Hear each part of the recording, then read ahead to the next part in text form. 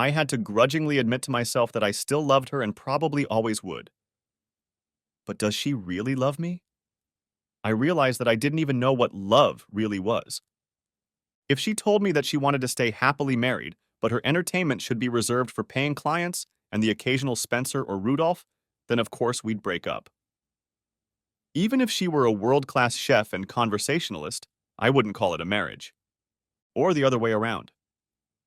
Would I voluntarily leave and divorce her if I were guaranteed a free pass to have frequent fun with her? I don't think so. Yes, I'd want the free pass. Call it a platinum membership to Ribald. But then I'd want to date a new woman for many other things of married life. I don't want to come home to an empty house every night. It's not even a house. God, what a deep thinker I can be. One thing began to clear through the haze. We can't go on like this. She's leading the life she's leading, and I'm pretending I don't understand anything. If we have any chance of surviving, we just have to kick her out of her current job. But my ego won't allow me to live in society knowing I'm the cuckold of the freest woman in town. Forgive me for being so thin-skinned and vulnerable. So, she would have to agree to give up her job and lifestyle, but I'm pretty sure she won't. I also doubt she'll agree to move far away from here and start over. Finally, I dozed off. Next chapter. I woke up to the smell of breakfast coming from the kitchen. I got up, did my morning chores, showered, shaved, got dressed, and went downstairs where Haida was finishing up her work. I grabbed a cup of coffee, kissed her good morning, and sat down at the table. She had made us each a very nice Denver omelet with bacon and toast, just the way I liked it. I had a hard time reconciling a sweet woman lovingly preparing breakfast with what I knew of her. I thanked her for the food and got down to business. As always, everything was delicious. When I finished, I put the plate in the sink, sat down at the table, and looked at her. She stopped eating and looked back. "Is everything okay, honey?" she asked.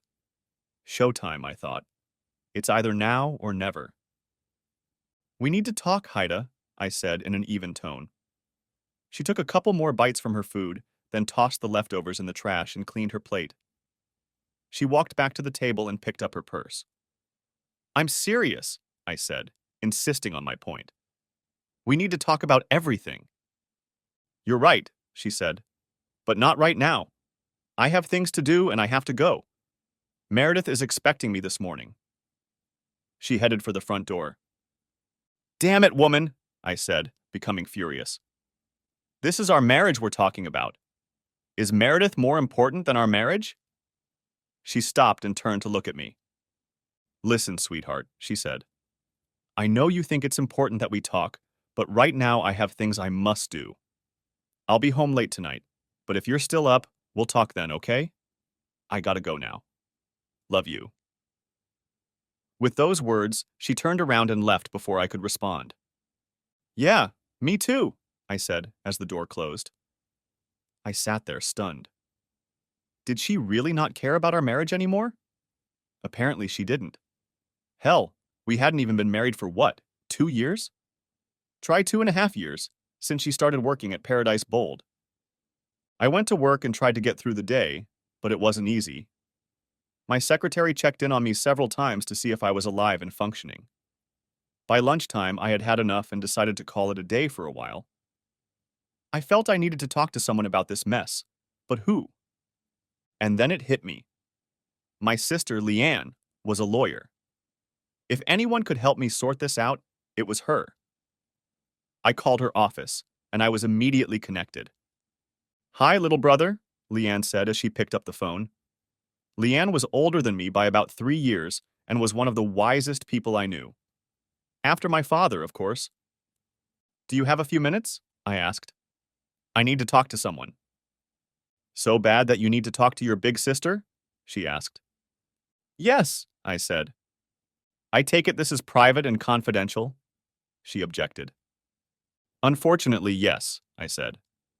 "Good," she said after a few moments. "Come on over. I'll cancel my appointments this afternoon. We'll figure out everything that's going on." "Thank you, Leanne. I really appreciate it," I said. I left the office, telling the receptionist that I would be out for the rest of the day and possibly the next. I headed to Leanne's office and was immediately escorted inside. Leanne looked up from her desk as I walked in. She stood up, walked over and gave me a sisterly hug, then escorted me to the couch that stood in her office. "No offense, Merle, but you look like hell," she said. "What's going on? Is it Haida?" "Yes," I told her, "and it's driving me crazy." "Tell me everything," she said. Leanna listened while I told her my story. How I'd found out about Haida working at Paradise Bald, about the expensive coins and necklace she'd bought with the money she'd earned, about her affairs with Spencer and Rudy, everything. "So you're telling me that Haida, your wife of 16 years, the one you lived with, is the Flaming Red, and she's been hiding all this from you all this time?" asked Leanna. I nodded my head. "Yes," I said quietly. Leanna stared at me for a few moments before she spoke. "And you don't know what you're supposed to do?" she asked. "Something like that," I replied. In the next instant, she slapped the back of my head. I stared at her, shocked. "Damn it!" she exclaimed. "Your wife is a goddamn prostitute and you don't know what to do? Look, you're my little brother and I love you, so take this in the spirit in which it was intended. Were you born dumb or did you go to school to become one?" I looked at Leanna in surprise. She had always been very direct, but she had never spoken to me like this before. "Consider it a wake-up call, little brother," she said. "Prostitution is illegal in this state. There's no telling what else she's doing. And you say she made a lot of money doing it. Do you know if she reported her income to the IRS?" I shook my head. "I have no idea," I said. "I do know that she's never mentioned it once in the last 2 years. According to the manager at Paradise Bolayad, they've formalized her as a business contractor. Customer Perquisites, LLC, or something like that. He said they didn't withhold any taxes, and he thinks she may have created a business tax so she wouldn't have to use her social security number." "And you haven't talked to her about any of this?" she asked. "I tried to talk to her about it this morning, but she said she had things to do and left," I said. "Okay," she said. "Here's what I'll do for you. I don't practice family law, but I know a few attorneys in town who do. I'll call one of them right now and see if we can get you in for a consultation this afternoon. I'll go with you." "Thanks, Leanne," I said. "You're welcome, bro," she said, pulling out her phone. I sipped my coffee while she talked on the phone. After a couple minutes, she returned to the couch. "You're lucky," she said. "I talked to Wilbur Jennings. He's the best in the business, at least in this town. He's got an open spot for us, and he's bringing in a private investigator. If we leave now, we can get there just in time. It's within walking distance, so we won't even have to fight for parking. Let's go," she added, putting on her jacket. I followed her to the exit. About half an hour later, we found ourselves in the reception area of his business office. "Leanne," Wilbur said, standing up and extending his hand. He looked to be in his mid-50s, well-built, with a slight gray on his temples. "It's been a long time. Is this your brother?" "Yes, Wilbur," she replied. "This is Merle." Wilbur and I shook hands, and he turned to the other man in the room. "This is John Williams, a private investigator whose services I like to use," Wilbur said, introducing us to a short, stocky, plain-looking man in a somewhat rumpled suit. We all shook hands and sat down. "So, I understand you have a family problem," Wilbur said. "Tell me about it and we'll see what we can do."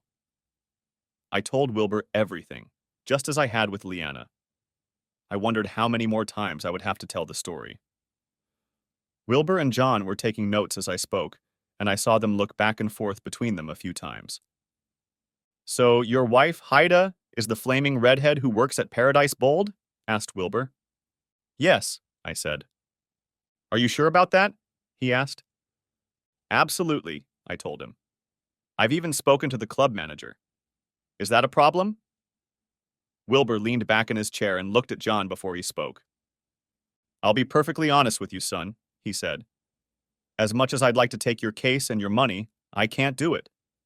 There might be a conflict of interest." "What do you mean?" I asked. "Are you representing her interests?" No, I don't, he said. But I have used her services on several occasions. You mean you've engaged her? Leanne said. I felt a queasy feeling in my stomach as he nodded his head. Yes, he said. I'm sorry, son. I'm not married and, well, you know, I'm sorry again. I didn't know she was married and I've never seen her wear a ring. Truth be told, Merle, she probably serves most of the divorce attorneys in the city, and probably the county, as well as a few judges, the mayor, as you already know, and a state senator or two. Rumor has it she's even been with the governor once or twice. I thought prostitution was illegal in this state, I said. It is, he told me. There was no direct exchange of money, and she called her work stress counseling. I know it's a very fine line, but that's what it was. So, what should I expect if I decide to divorce her? I asked. He shrugged. I can describe your situation in 2 words, he said. You're totally screwed. First of all, this is a no-fault state. You can't even mention adultery in a divorce. Even if you could, it wouldn't matter since you've already said you agreed to an open marriage from the beginning. Second, this is a community property state, meaning you will have to share everything with her. Your bank account, savings, house, retirement plans, everything. You have no children, so naturally there will be no alimony. But you could be required to pay alimony. Alimony? I asked. Hell, she's already made more in 2.5 years than I've made in my entire life. Why should I have to pay alimony? Do you have anything showing how much she's made? Asked Wilbur. A 1099 form? Anything? No, I said. Nothing like that. Well, that's about it, he said. On top of that, she can hire the best lawyer, run up all sorts of legal bills, and make the court pay for it. There are lots of things she can do to stunt your development. For example, counseling. You end up with no real evidence to present in court. So what am I supposed to do? I asked. Well, I suppose you could just leave, he said. Don't tell her where you are. Don't inform her of anything. Just go somewhere and let her cook for a while. Maybe she'll use some of her money to hire an investigator to track you down and file for divorce herself. I can't do that, I said. I have a job here, clients here, and I'm not the type to run. I have an idea, John said. We all turned to look at him. What is it? Asked Leanne. Why don't I follow her for a bit? He asked. Me and my team will see what we can come up with. I've got some friends left in Vice, and I know they've been interested in Ribble Lead for a while now. From what I've been told, that place is very good at avoiding the law. They seem to have a way of knowing when the undercover cops show up there. But they don't know me or the people who work for me. Maybe we can help the Vice squad shut the place down. How long will it take you to do that? Asked Leanne. Maybe a couple weeks, no more, said John. That's if you're willing to pay for my services, he added, looking at me. I thought about it for a while and made my decision. It would be expensive, but I had to have something. Sure, I said. Let's do it. I'd been saving up for another cruise, but with all this in mind, I decided screw the cruise. Okay, he said, holding out a card to me. He opened his briefcase and handed me a form to fill out and sign. I filled it out and handed him the prepayment check. Just let me know who will represent your interests, and I'll be sure to forward a copy of my report. Look, Merle, I'm sorry I can't do more for you, Wilbur said, holding out his hand. You helped, I said, shaking his hand. Thank you for your time. Leanne and I got up to leave. Before she spoke, she looked at Wilbur. If I were you, Wilbur, I'd stay away from this place from now on, she said. You and I both know what goes on there, and I'd hate for you to get in trouble with the state bar. He nodded his head. Got it, counselor, he said. We left and went back to her office. Merle, Leanna began when we returned. I know this has been hard on you, and it's only going to get harder from here. I know another lawyer we can talk to, but she's gone on vacation with her husband in Europe and won't be back until 2 weeks from now. Let's see what John can dig up, and when Lisa gets back, I'll give her a call. Okay, I said. In the meantime, you need to pull your head out of your ass, she said. Dig deeper, see if you can find tax forms, anything. Try to stay calm when you're around her. I know it won't be easy. You already know she's a brazen liar, so take everything she says with a grain of salt. And don't go after her lovers. I don't want to have to bail your sorry ass out of jail. Got it? Got it, I said. Good, she said. If it gets really bad, call us. Ron and I have a spare room you can stay in for a few days if you feel you need it. And remember, it'll be taken care of, one way or another. Thank you, Leanne, I said. I appreciate everything you've done for me. She smiled and hugged me. You're welcome, she said. I left her office and drove home, determined to find everything I could. I figured I had a few hours, since it was unlikely I'd see Haida before midnight, judging by her recent schedule. I started looking deeper, even going up into the attic. I was somewhat surprised to see a fairly new box, the kind used in offices for papers, folders, and the like. I opened it and saw several file folders. Several of them contained small envelopes with DVDs in them. I guessed what was on them, but I took a few to look through them anyway. I also saw something else. Tax forms, 1099-AS, completed 1040-S, and various forms regarding self-employment and so on. I looked, and sure enough, the 1099-S were written out in the name of Customer Perquisites, LLC. According to those forms, she made almost $1.5 million in 1 year. The next year, she had already earned nearly $2 million. Damn, I thought. She had to work hard to make that kind of money. But where did it all go? No way it all went to an old coin and a necklace. I looked deeper and found a recent statement from Fidelity Bank Limited in the Cayman Islands. According to it, she had a little over $40 million in her account. Damn it. I couldn't help but think that she intended to use that money for her escape. But that wasn't all. In another folder was what looked like a contract. As she read it, it became clear what it was. Haida wasn't just a dancer and an expensive prostitute. She was a star, with a contract to appear in 10 feature films. In for pennies, in for pounds, I thought. No wonder she was always away. I kept looking. In one folder were medical forms and bills from about 14 years ago. According to them, Haida had gone in for a C-section. I realized what an abortion was. She had also had a tubal ligation to prevent subsequent pregnancies. Now I knew why we didn't have children. Apparently she paid for everything in cash, so I never saw a bill or anything on the disbursement statement. Was she really messing with me even then? I remembered the playful bickering we'd once exchanged after my first out-of-town business trip.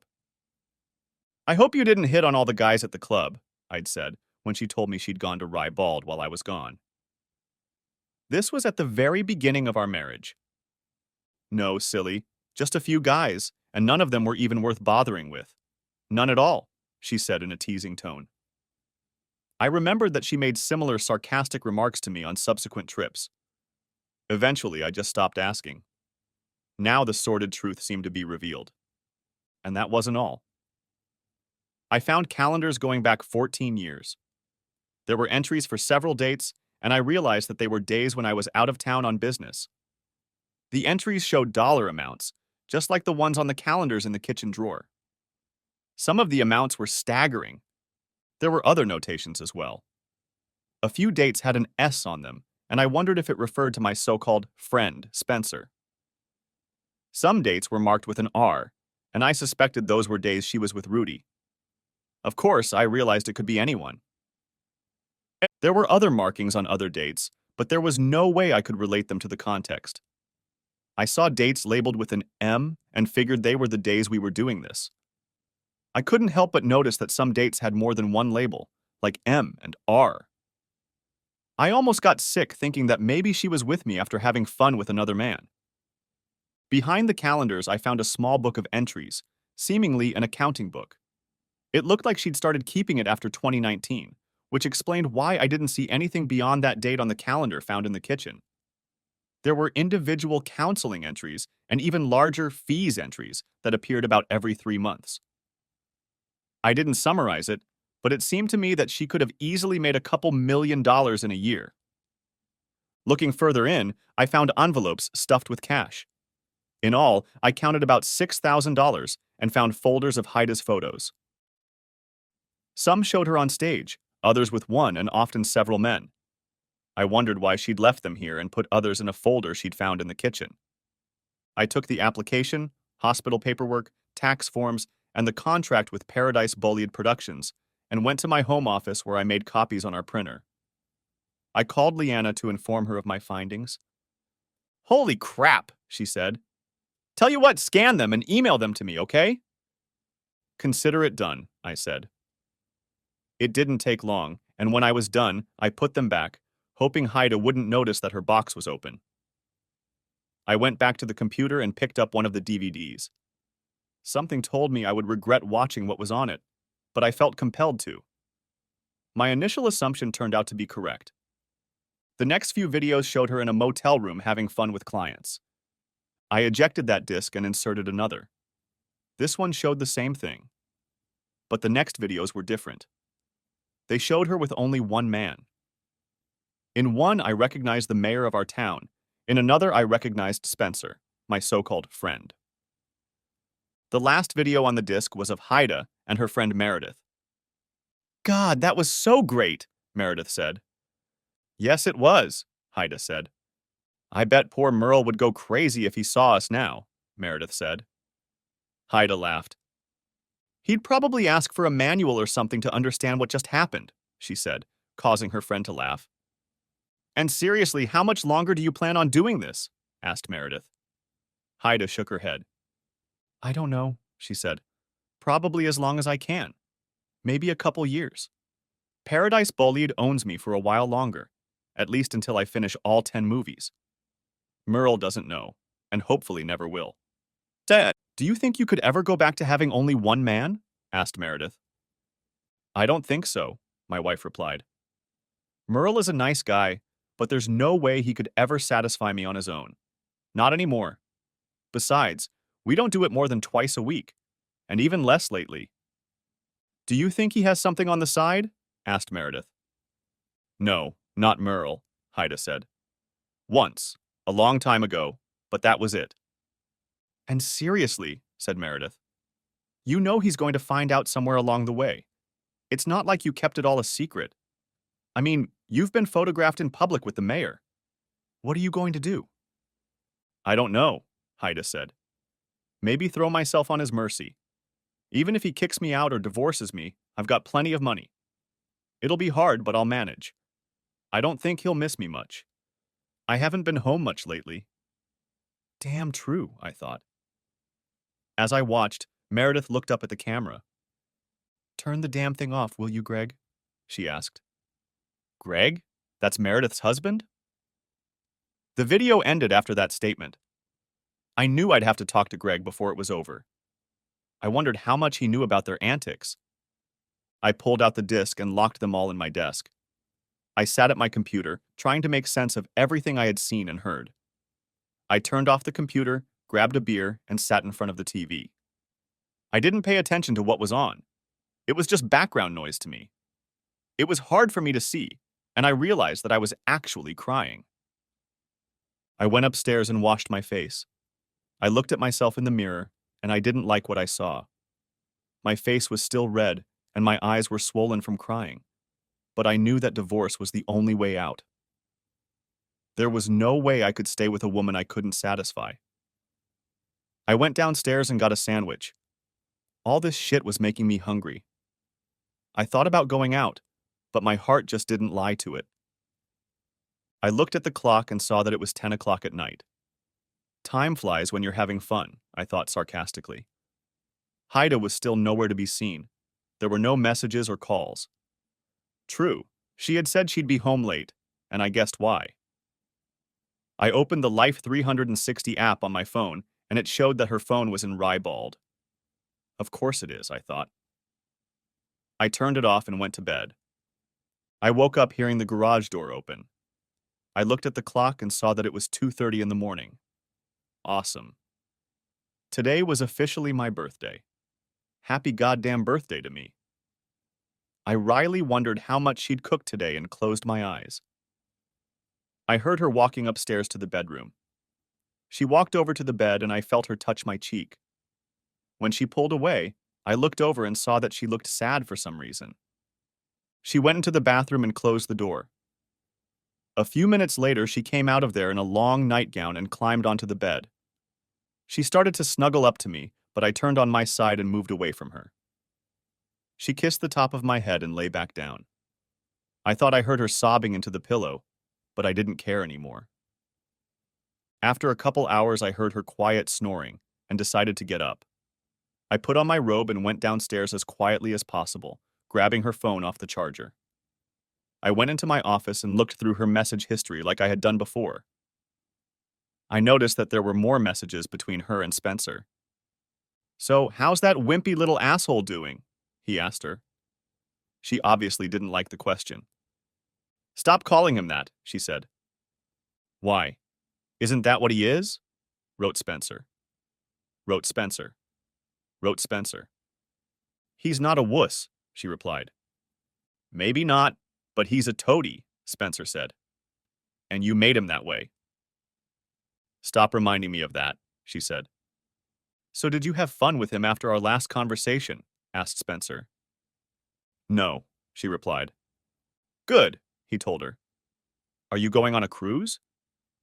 "A cruise? What cruise?" I hadn't heard anything about it. "Yes, I'm going," she wrote. "It's going to be hard to explain to Merle." "You don't have to explain to him," he said. "Just tell him you're going. From what I hear, you can make a lot of money." "That's true," she said. "Are you going?" "Pretty expensive for my taste, but I might go," he said. "From what I hear, they're already sold out," she said. "I guess they are," he said. "Maybe I'll see you when you get back." "Kay, I gotta get back to work." "TTYL," she wrote, ending the correspondence. I had to find out about this cruise. Would she really go on a cruise without telling me? Or worse, would she just say she was going and expect me to just go along with it? This was getting out of control. I looked around some more and saw that she had gotten a message that looked like a money order. I opened it, and as far as I could tell, she had managed to earn a little over $2,500 today. No doubt about it. I closed it all up, put her phone on charge, and went back upstairs. The next morning, Haida made breakfast as before, and I dutifully ate what she made. She sat and watched me while I ate. Apparently, she was somewhat disturbed by the lack of a hello or a good morning kiss. "Are you okay?" she asked. I stopped chewing to look at her. "Uh-huh," I mumbled, returning to my food. "Did you sleep well last night?" she asked. "You seem a little grumpy this morning." "I guess being alone does that to you," I said. "Are you going to be home tonight or not?" "Sorry, but Meredith and I will be busy again tonight," she said. "Sure," I said. "You know, there's something else we need to talk about. Do I need to make reservations in advance or something? Is there a reservation agent I should call?" "Of course not," she said. "Why do you think so?" "Oh, I don't know," I said sarcastically. "Just the fact that I hardly ever see you. It seems like you're only home to sleep. Then you change and go out again." "Look, I have things I need to do too," she said. "Whatever," I said, getting up from the table. "I've got to get to work. I'll see you when I see you." I grabbed my jacket and keys and headed out the door. I heard her say she loved me, but I didn't say anything back. She was done with me. After lunch, I got a call from Leanna. "Hey, little brother," she said. "How are things at home?" "Not great," I replied. "Why don't you come over to our house tonight? Ron and I would like to celebrate your birthday," she said. "That sounds nice," I said. "Will Haida be around?" she asked. "I don't know," I replied. "Well, it would be better if she wasn't," Leanne said. "I got a call from John. He said he had some information, so I invited him too. Is that okay with you?" "Yeah, sure," I said. "What time should I be there?" "Come anytime after work," she said. "I'll leave here around 4:30 in the afternoon." "Then I'll see you around that time," I told her. We finished talking and I went about my business. I got out a little early and checked the 360 app to see where Haida was. Sure enough, she was at Rybald. Again. I shook my head and drove to Leanne's house. Leanne and Ron met me at the door. She gave me a hug and Ron shook my hand. It was a little strange to think that I'd gotten more affection from my sister in the last 2 days than I'd gotten from my wife in what seemed like weeks. Ron handed me my beer, and we went into the dining room. Leanna had everything ready for dinner. The doorbell rang just as she was putting the freshly made lasagna on the table. Ron opened the door and invited John inside. We all sat down at the table and enjoyed our dinner, followed by ice cream and cake. Naturally, they wished me a happy birthday as I blew out the candles. Afterwards, Leanne handed me a birthday card. I found it quite funny and had a good laugh for the first time in a long time. John opened his briefcase and pulled out the report. He handed me a copy and started talking as I read the report. I don't want to be the bearer of bad news, especially after such a wonderful lunch, he said. That's okay, I said. It was bound to come out sooner or later. I gotta tell you, Merle, he said. Your wife is a real star in Paradise Ballade. But there's something you need to know. What's that? I asked. The club is sponsoring a 5-day cruise for adults in the Caribbean, he said. Of course, when word got out that Flaming Red was participating, tickets sold out almost immediately. Our source at the club confirmed to me today that she took part in the cruise some time ago. Oh my God, Leanne said. Happy goddamn birthday, I said. So when is this cruise taking place? The hostesses, that's what Rybald calls them, are scheduled to leave for Miami on Friday, John said. The boat leaves Saturday and should be back sometime Wednesday. He pulled out a poster and held it out to me. Sun, Sea, and Fun, the poster read, written in garish red and yellow letters.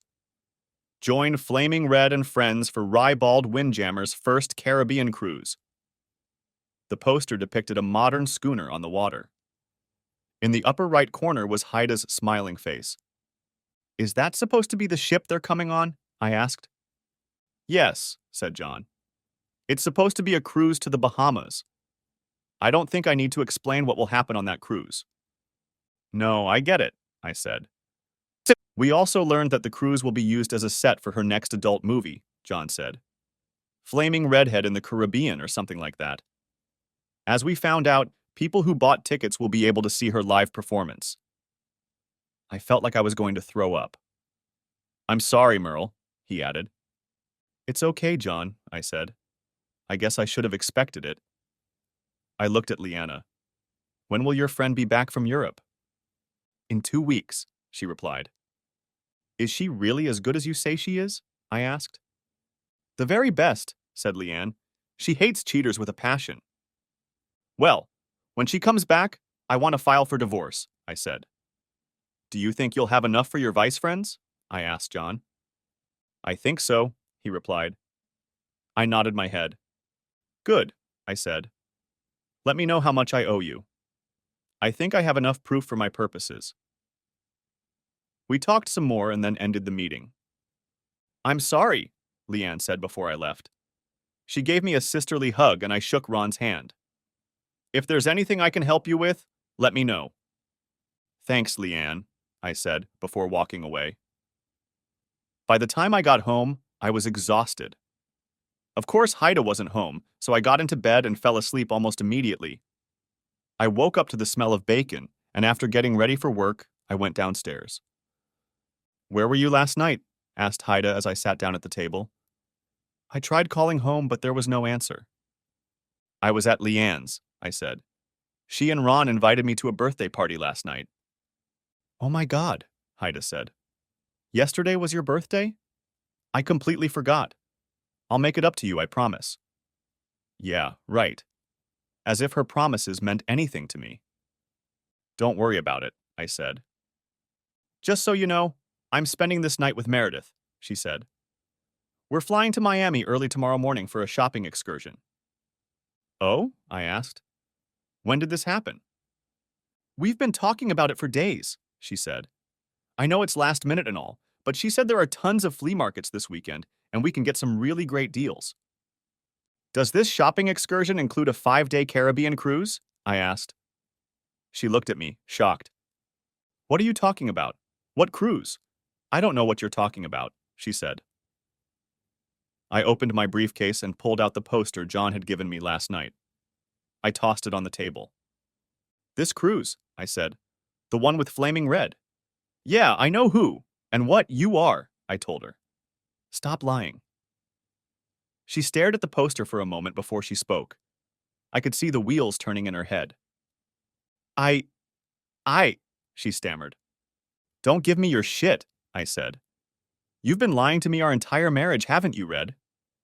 I don't know what you're talking about, she said. Bullshit, I told her. Were you ever going to tell me about your abortion 14 years ago? I wondered why we never had kids, and now I know. I tossed the hospital papers on the table. You had your tubes tied then, too. Tell me the truth. Was it even my baby? I don't know, she said. I had fun with a bunch of guys while you were gone.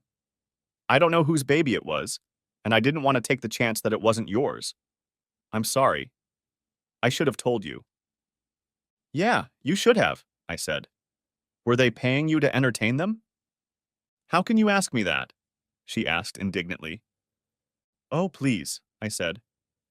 I know about your career as a highly paid prostitute and actress. How long have you been getting paid? She trembled and tears ran down her face. I started taking entertainment money after my abortion, she said quietly. I shook my head. We had an open marriage, remember? We both agreed to it. Yes, we agreed, I said. But I think the word open implies a modicum of truth and respect for the other partner in the marriage. The truth is that you disrespected me, humiliated me, and lied to me for at least 14 years. Isn't that true?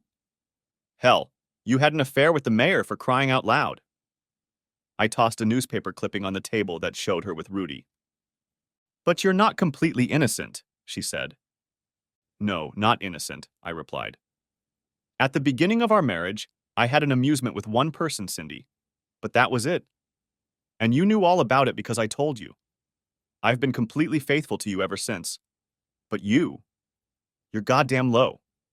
How many guys have you slept with in the last 14 years? A few thousand? And now you're a goddamn prostitute and an actress. You're damn lucky you didn't get caught by the cops. Were you going to tell me about this? Were you ever going to tell me about your offshore account in the Caymans or the expensive coins and necklaces you have stashed upstairs? She looked at me, shocked. You know about that? She asked. I nodded my head. Yes, I know, I said. I also know that you've been having fun with my so-called friend, Spencer. You even did it once at a pig roast my company threw not too long ago, about 100 yards from me. And I know he wanted you to cut me off completely. Tell me, wife, how many times have you had fun with him this month? I don't know, she answered. Maybe 5 or 6 times. 5 or 6 times, I said. That's more times than you've been with me in the last month. Do you know what it's like to be considered the biggest cuckold around? Do you know how you humiliate me? I may have to leave town because of you, you damned lying bitch. Tears streamed down her cheeks, but they had no effect on me. You know, I've asked myself a million times if it's okay to cheat in an open marriage, I said quietly. You've shown me that the answer to that question is yes. I could probably handle a casual one-night stand, but I can't handle what you've done. It's not just the lack of physical attention. It's the total disrespect you've shown me for the past 14 years. I'm sorry, she cried. If you want, I won't go on the cruise. I'll stay home. I'll leave Rye bald. I'll be loyal to you from now on. I shook my head. No, I said. You won't. You won't be able to. Loyalty is impossible for you right now, and you're already committed to this lifestyle of yours. Besides, our marriage is broken anyway. Go have your latest affair as a married prostitute. After all, that's what you are. What did you say to Meredith? That there's no way I can satisfy you on my own anymore? That's not what I meant, she said through her tears. Yes, you did. It doesn't matter anymore, I said. Just go away. I once loved you with all my heart, but I can't accept what you've become, and I don't want to stay with a man who constantly lies about everything. Go away. Have your affair. Make your damn movie. Do what you have to do. Just know that I'll file for divorce when you get back. But I don't want a divorce, she said. Frankly, my dear, I don't care what you want anymore, I said, repeating the famous line from the old movie Gone with the Wind. I'm done with you. Goodbye. Don't be here when I come back. I never want to see your face again. I gathered the papers from my desk, threw them back in my briefcase, and left for work. I wanted to ask her about what she kept in the kitchen, but I decided it didn't matter. Not anymore. I made my point and was done with her. Later that evening, I got a call from Greg, Meredith's husband. Merle, what's going on? He asked. Haida is very upset. She says you're going to divorce her. Is that true? Yes, it is, Greg, I said. Nah. But I thought you were okay with her being with other men, he said. Up to a point, yes, I said. But the more I dug, the more I found out, the less I liked it. I don't want to stay with someone who lied to me and publicly humiliated me the way she did, and for as long as she did. Tell me something, Greg. Did you know about her little cruise? Yes, he said. In fact, I've been hired on a movie crew. Meredith and I are traveling alone. We're leaving early in the morning. How many of her affairs have you taped? I asked. A lot, he said. I don't know the exact number. Meredith thought it would help me get a handle on it if I became part of what they were doing. I see, I told him. Well, that's more than I got. Anyway, enjoy your little cruise. Bye. I ended the conversation and pulled a folder out of the kitchen. I looked through the pictures and pulled out a few that showed Haida and Spencer. I decided it was time to let Spence's wife know about his affair with my soon-to-be ex-wife. I knew where he lived, so I headed over to his house. I saw him coming out of the house and waited a bit to make sure he wasn't just going to the store. I then drove up to his driveway, took the pictures I had, and knocked on the door. I was answered by a slightly older woman. It was Spence's wife, Christine. Merle, what a surprise, she said with a smile. Sorry, you missed Spence. He's off to have a beer and play a game of pool with some friends. If you hurry, you can catch him at George's Tavern. That's all right, Christine, I said. I didn't feel like talking to him anyway. Do you have a few minutes? Sure, she said. Come on in. Would you like a cup of coffee? That would be nice, thanks, I said. She poured us each a cup of coffee, and we sat down in the living room. What's up? She asked. Is everything okay? No, it's not okay, I said. I held out the pictures to her. I hate to break the bad news, but I recently learned that Spencer and my wife have been having an affair, and it's probably been going on for quite some time. Her face reflected various degrees of shock and embarrassment as she scrutinized the photos I'd given her. Oh my God, she exclaimed. Where did you get them from? She asked. I told her the whole story, everything. I even told her about the text messages between Spencer and Haida. I hugged her and she burst into tears. Eventually, she pulled herself together and sat up straight. You know, Merle, I've suspected something for a long time, but I didn't have any proof, she said. Have you talked to Haida yet? Yes, I said. And I'll file for divorce when she gets back from the cruise. I'd sue Spencer, but unfortunately this state doesn't allow lawsuits for alienation of affection. Believe me, he's just one of the thousands she's dated over the last 14 years. I'm sorry to hear about that, Merle, she said. And he was your friend after all. Some friend, huh? I asked sarcastically. Yeah, she said. Well, can you believe I'm going to give him the cleanup because of that? Thanks for letting me know, Merle. Are you going to be all right? I'll be fine, I told her, more to reassure myself than her. I'd better get going. Thanks for the coffee. Call me if you need anything. You're welcome, she said. Rest assured, I'll be seeing a lawyer first thing in the morning. I gave her a hug and left. The next day passed mostly without incident. I wasn't surprised to find that Haida never got in touch with me. I received no calls, texts, or emails. Apparently, she didn't care enough that she didn't even bother to get in touch. Oh well. When I left the office at the end of the day, things got a little more interesting. Spencer was leaning against my car, waiting for me to exit the building. "You bastard!" he growled as I approached the car. "Thanks to you, Christina kicked me out of the house last night." I guess that's what you get for entertaining your friend's wife," I said. "I'm going to kick your goddamn ass," he hissed, taking a swing at me. I managed to dodge his first punch, but he got in a second one. Naturally, we brawled right in the parking lot, and I was doing pretty well. Luckily for me, a building security guard saw him swing at me and called the police. The next thing I knew, I saw 2 police cars in the parking lot and 4 officers separating us. After taking statements and reviewing the surveillance video, they handcuffed Spence and took him to jail. "I'm not done with you yet, asshole," he yelled as they pushed him into one of the cars. I drove home, stopping on the way to eat a burger and fries. I went to bed at my usual time, 9 p.m., and slept soundly all night. The next day, I took some garbage bags and collected all of Haida's clothes, shoes, and all of the toiletries and cosmetics she had left behind. After filling 3 very large bags, I took them to the garage so she could pick them up the next time she was going to come over.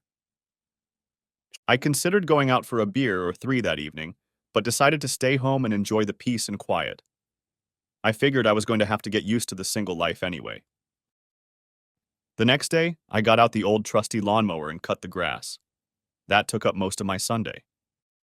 On Monday, coming home from work, I saw a story on the news that caught my attention. I immediately sat down and turned up the volume on the TV. "It just came on," the newsreader said. Famous local exotic dancer and adult film actress Flaming Red is believed to be missing at sea along with the other 100 passengers and 35 crew members of the cruise ship Mirabella, which the Coast Guard said capsized during a storm in the Caribbean late Sunday night or early Monday morning. Salvage efforts are still ongoing, but no bodies have yet been recovered, the Coast Guard said. Flaming Red has been identified as a woman who has been seen many times with Mayor Rudolph Burns. The mayor has repeatedly denied that he was having an affair with the woman. The vessel was under contract with a well-known club north of the city. The club sponsored a 5-day cruise for adults, promising sun, sea, and fun with Flaming Red.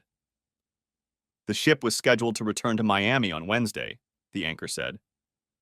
"Damn," I said to myself. I changed the channel and saw the same report on another local channel. I got on the computer and found several articles that said roughly the same thing. It took a while before the news reached me. Of course, there was no proof that Haida was dead. But still, as angry as I was at her, I didn't want her to die. I picked up the phone and called Leanna. "Have you seen the news?" I asked when she answered. "Yes," she said. "I've seen it. They still haven't found any bodies. Are you okay?" "I'm in mild shock right now," I told her. "I never wanted this." "I know," she told me. "Let's give them some time to finish their search and see what the investigation shows. Maybe you should come and spend a couple days with me and Ron." "No, I'll be fine," I told her. "But thanks anyway." "Okay," she said.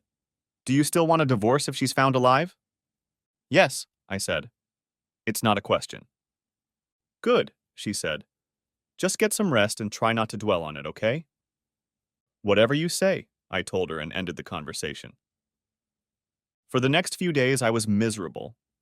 I followed the news, hoping to find some information about Hyde, but there was nothing at all. I tried searching for her using the 360 app, but got nothing.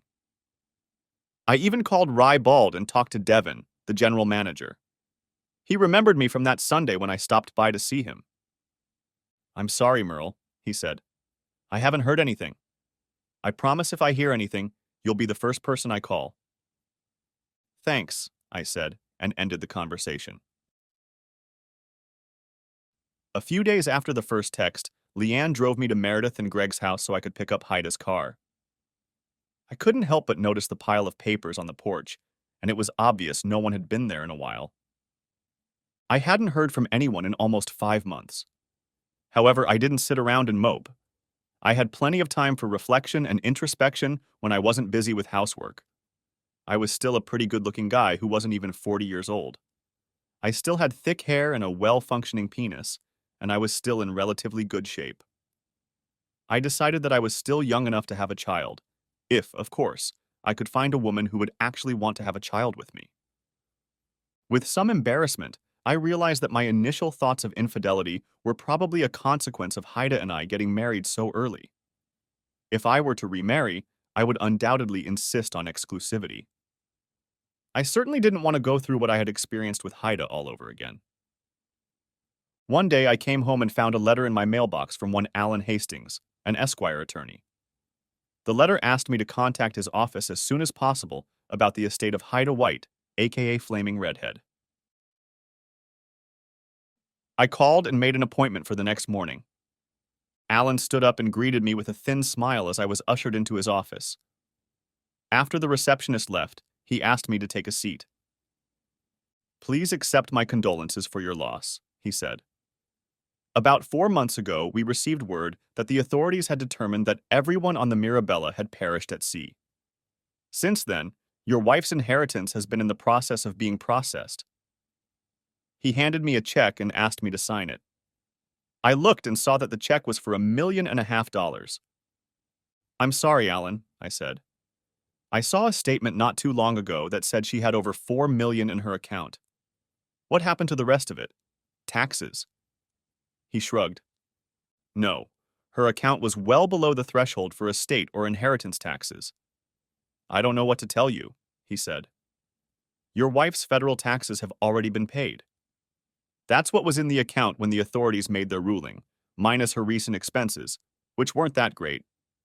She also indicated that she has a valuable coin and several necklaces that I believe are now worth a total of about $1 million. "Yeah, I know where they are," I said. "Good, because she passed them on to you like everything else in her inheritance," he said. "She also left this for you just before the cruise," he added, handing me an envelope with my name on it in her handwriting. "I haven't read it, so I have no idea what it says."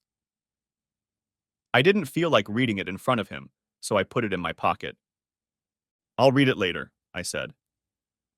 We finished going over her will, and I signed everything he pointed out. When he was done, he closed the folder, handed me a copy, and looked at me. "Once again, I want to express my deepest condolences," he said. "Are you planning to hold a memorial service for her?" "No," I replied. He seemed a little shocked to hear that. "You don't understand. We didn't part on the best of terms." "I understand," he said. "Besides, I have a hard time believing she's really dead," I said. "I can understand that," he told me. "You were married for what, 16 years?" "Yes," I said. "Maybe you should talk to a counselor to help you deal with your grief," he said. "If you'd like, I can recommend someone for you." "I'll look into it," I said. "Thanks for the offer anyway." We said goodbye, and I left to go back to work. I pulled out the envelope Alan had given me and read the letter Haida had written. "My dear Merle," the letter began. Yes, that's right, I thought. I continued reading. "If you are reading this, then I am probably dead. First of all, I want to tell you that I love you with all my heart, and I am so sorry that things turned out the way they did. I know you probably don't believe me, and I can understand that. After all, I've been lying to you for a very long time. As you've already guessed, I've been doing it with other men the entire time we've been married. I decided to take advantage of the fact that we had agreed to an open marriage and figured it was just for fun and wouldn't affect our relationship in any way. I should have known better, but I loved what I was doing. Then I got pregnant. It happened after several men. I couldn't risk the baby not being yours. I knew you would never raise someone else's child, so I exercised my legal right and had an abortion. I made sure to get it done while you were on one of your trips and paid cash so you'd never find out. I also had my tubes tied so I wouldn't get pregnant again. After that, someone suggested I make a lot of money for fun. I thought, what the hell? So I started taking the money. Yes, I knew it was illegal, and I had to be very careful. More than once, I was close to getting caught. Anyway, you know how good I am at collecting a lot of money, and that's exactly what I did. At first, I hid the money in the attic, but as time went on, there was too much of it, and I couldn't take it straight to the bank. It wouldn't take them long to realize something was wrong, and I knew they'd have to file all sorts of reports if I deposited too much cash at one time. So I bought necklaces and coin. I figured they would eventually be worth a lot more than I paid for them. I kept doing what I'd always done, leaving the house only when you weren't home and hiding the cash in the attic. When you stopped traveling for work, I had to come up with another plan. I couldn't explain that I left the house 3 or 4 times a week so you wouldn't get suspicious. Of course, I kept looking for cheap things to sell to make extra money, and that's when I came up with the idea of working part-time at Paradise Bald. Remember when I started volunteering at the homeless shelter? At first, I actually went there, but after a while, it became my cover, along with evening shopping trips with Meredith. By then, I was gone 3 nights a week. You can imagine what I was actually doing.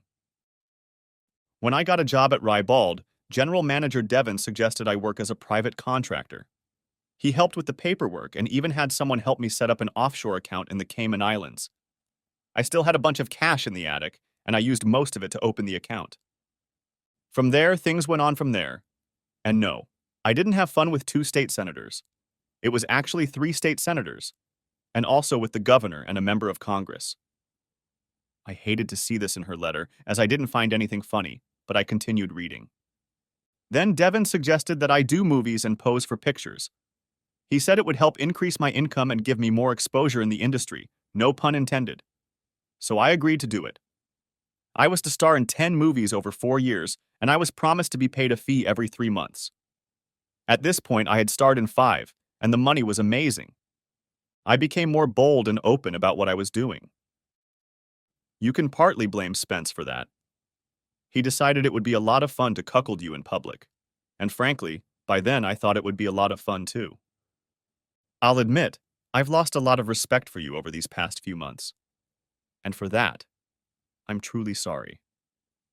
You worked hard to take care of us, and all I did was entertain you for my own selfish pleasure and enrichment. Do I regret it? Yes. Oddly enough, I don't regret it, but I do regret what I ended up doing to you. I especially regret that I never got to give you a baby. You would have been an amazing father. So why am I writing this? I don't know. I just have this weird feeling that something might happen, and I want you to know the reason I acted the way I did. All I can do at this point is hope that one day you'll find it in your heart to forgive me. I'm not sure I could do that if I were you, but I know you're a much better person than I am. Please believe me when I say I love you, she wrote, and ended the letter with, Your loving wife, Haida. I folded the letter back up, put it in an envelope, and threw it in my desk drawer. It was very hard for me to believe that she really loved me. But could I forgive her? And why should I asked myself. She was dead and gone. Didn't she? I went about my business, and a couple of days later, I had a visitor in my office, one Alice Hastings. My secretary knocked on the door to get my attention and said, Let her in, please, I said. Alice, a rather tall, slender blonde in a business suit, entered my office. I shook her hand and invited her to sit down. What can I do for you today, Mrs. Hastings? I said, noticing her rings. I'm with First Fidelity Life Insurance Services, she said, and I'm here to deliver a payout to you. What payout? I asked. I don't have a policy on you. No, but your wife, Haida White, does, she said. It was a policy issued through her place of employment. I see, I said. I didn't realize she had a policy through her work. Yes, and she listed you as the beneficiary, Alice said, opening her briefcase. She pulled out an envelope and held it out to me. I opened it and found a check for $2 million. Is this real? I asked. Yes, it's real, she replied. The policy was for $1 million and contained a double indemnity clause. Since her death was ruled an accident, or more specifically, a natural disaster, you will receive $2 million. She held out the papers for me to sign, which I did. Is there anything else? I asked. No, she replied. I just wanted to deliver payment to you, Mr. White. Please accept our condolences for your loss. Thank you, I said, for the condolences and the check. She smiled as she stood up, and we shook hands again. After she left, I sat back down. I looked at the check and shook my head. If that's not all, I thought to myself. 3.5 million, plus a coin and a few necklaces totaling about $1 million. I couldn't help but wonder what might happen next. Life went on. It couldn't be called fun, but at least the drama was over as Haida and Spence disappeared from my life. Leanna, however, decided to play matchmaker and spent the next couple years setting me up on dates. Most of the women she introduced me to were fun and interesting, and I had a good time dating them. I even had a thing with some of them. But there was no spark with any of them. That was until she introduced me to Robin Carson. Robin was a 36-year-old divorced woman who had caught her husband in bed with another woman. Strange, I thought. A few years ago, it wouldn't have mattered much to me. Now, however, I looked at things differently and felt guilty toward her. I told her my story, and we discussed the issue of fidelity. "So, I take it you don't like the idea of an open marriage?" I asked. "Oh, hell no," she replied. "If that's what you want, you can stay single." I considered her words carefully and realized she was right. "You know, I'm inclined to agree," I said. We seemed to get along well and dated for another 6 months before I popped the question. She squealed with delight as she hugged me. A little over a year later, she gave birth to a bouncing baby boy named Robert. Yes, I thought, holding my newborn son in my arms, this is how it should be. The epilogue is 26 years later. A woman was sitting at a table on the balcony looking out to sea. She had just read an article on her tablet about the man she once called her husband. According to the article, he had just resigned as CEO of an international fast loan company. After becoming a billionaire, he and his wife, with whom he had lived for over 20 years, were about to embark on an around-the-world cruise. According to the article, their son Robert graduated with honors from the United States Naval Academy in Annapolis, Maryland, and is now an officer in the United States Marine Corps. A tear rolled down her face at the thought of it. That should have been her son, and she should have been the one going on that cruise. But she foolishly gave it all up for fun, fame, and money. Her ex-husband, the man she'd cheated on for most of their 16-year marriage, looked happier than she could ever remember. Worse, he still retained his attractiveness.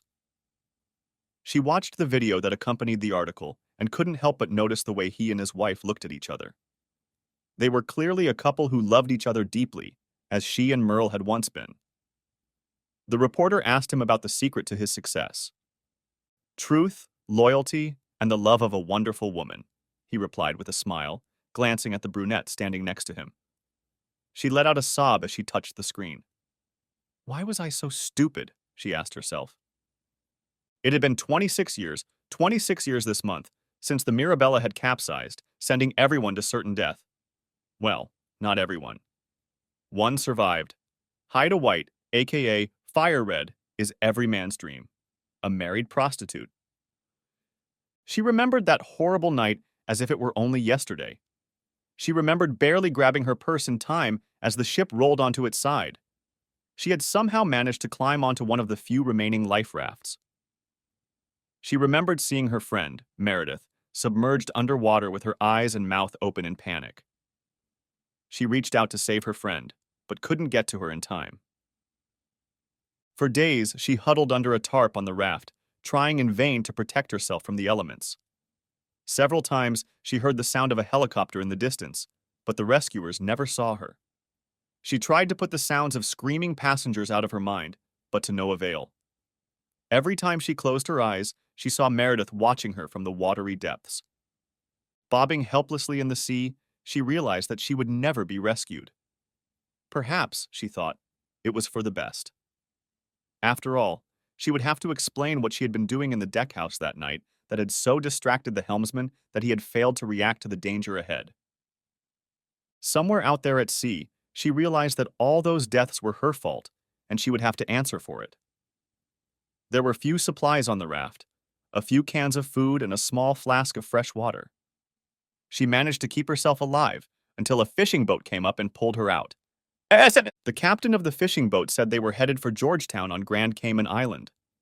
She knew that was where her bank was located. Perfect, she thought. They fed, clothed, and took care of her until they reached their destination. She thanked the captain with a handful of $100 bills she pulled out of her wallet and asked for directions to the bank. Luckily for her, her passport was still in her purse, so she was able to access her account and some money for the trip. A little over 2 months and $75,000 later, Haida White, aka Fire Red, was gone, and her place was taken by Anita Garrity, an American immigrant from Boston. Of course, all her papers and documents were forged, but they were good enough to pass the scrutiny of local officials. She didn't even look like the woman who had left her husband a little over 2 months ago. With a check for just over $2 million in hand, she had traveled to Costa Rica, where she bought a modest but cozy home on the Caribbean coast. Since then, she has lived there in relative obscurity, periodically keeping tabs on her ex-husband. She had hoped he would try to find her and tell her he forgave her, but that never happened. Now, she saw that the government had written off the Mirabella incident as a storm and announced that all the men were lost at sea, which meant that she was, at least from the government's point of view, dead. Nevertheless, she knew that the truth would eventually come out, as it always did. So she continued to hide. But it wasn't easy. Every time she closed her eyes, she saw her friend Meredith begging for help, sinking deeper into the water. 8 months after the government's announcement, she learned that Paradise Bold had been raided. The club had been closed permanently, and several arrests had been made. Of course, by then, Flaming Red had been replaced by a younger, more skirted and blonder version of who she used to be. As time went on, the world forgot about Red's existence. She also read about Spencer's stay in the county jail. Upon his release, he was destroyed by a very vindictive wife who brought him out in the divorce. She never heard from him again after that.